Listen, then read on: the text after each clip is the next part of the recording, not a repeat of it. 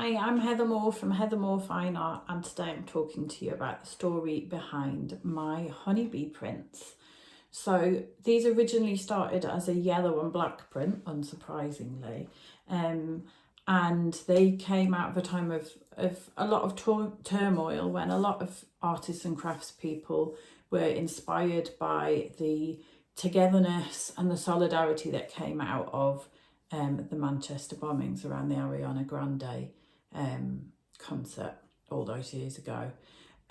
My brother was living in Manchester at the time, still there now, and it was one of those times of just complete panic when you hear that something like that's happened just around the corner from where a family member lives.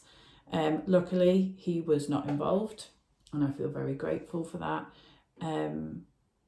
But what he told me about how the whole community came together and how the bee became this symbol of togetherness and solidarity and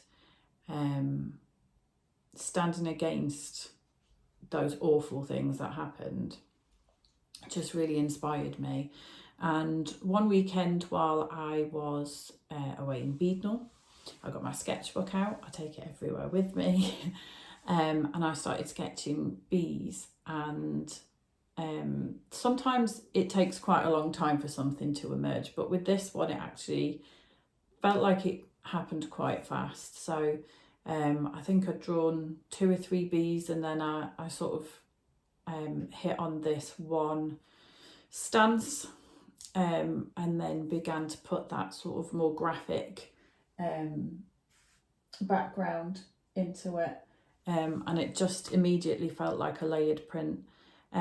So originally the honeycomb was yellow and then black over the top.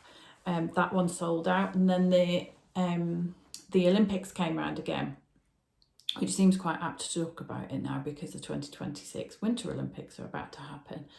And I had just started playing around with metallic inks in smaller prints and sort of experimenting with those, and it just felt like a perfect time to give a new lease of life to the bees.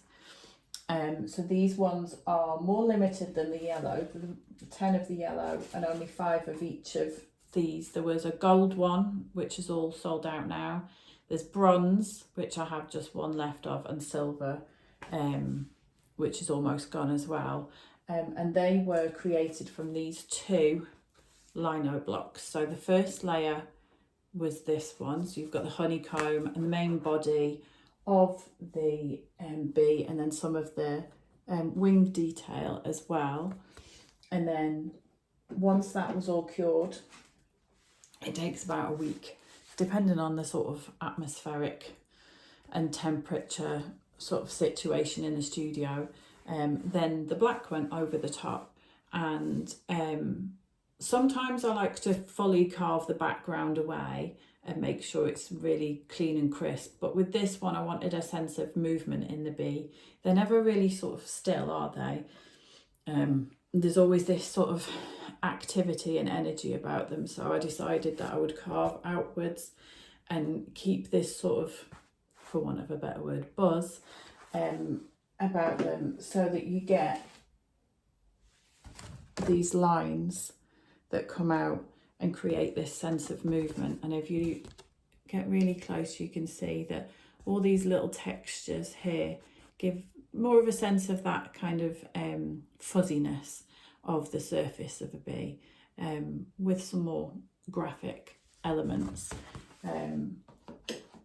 So yeah, there aren't many of these left, and they're a very special print to me because, much like the hibiscus, they felt like they were happening around the time when I was really finding my style as an artist. So if you have any questions about them, drop them in the comments. I would love you to follow me, and I will link to other process videos about the bees around about here.